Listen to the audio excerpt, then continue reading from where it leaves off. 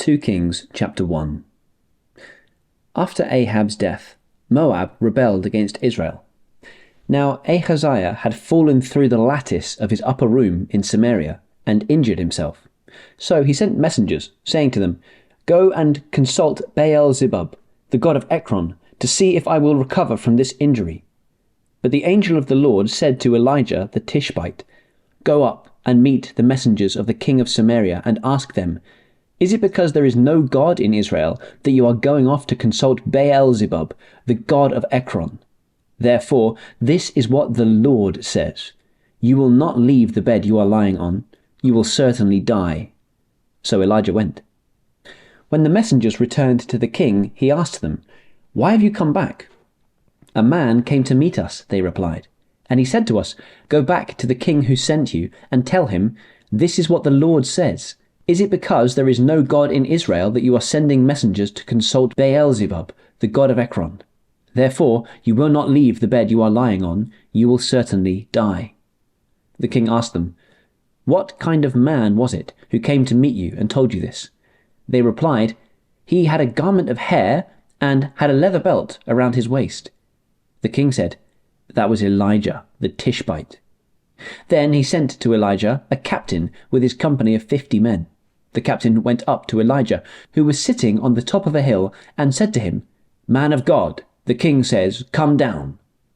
Elijah answered the captain, "If I am a man of God, may fire come down from heaven and consume you and your 50 men."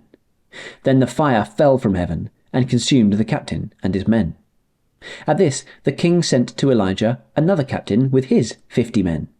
The captain said to him, "Man of God, this is what the king says, 'Come down at once.'" "If I am a man of God," Elijah replied, "may fire come down from heaven and consume you and your 50 men." Then the fire of God fell from heaven and consumed him and his 50 men. So the king sent a third captain with his 50 men. This third captain went up and fell on his knees before Elijah.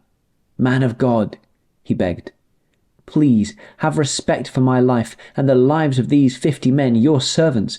See, fire has fallen from heaven and consumed the first 2 captains and all their men.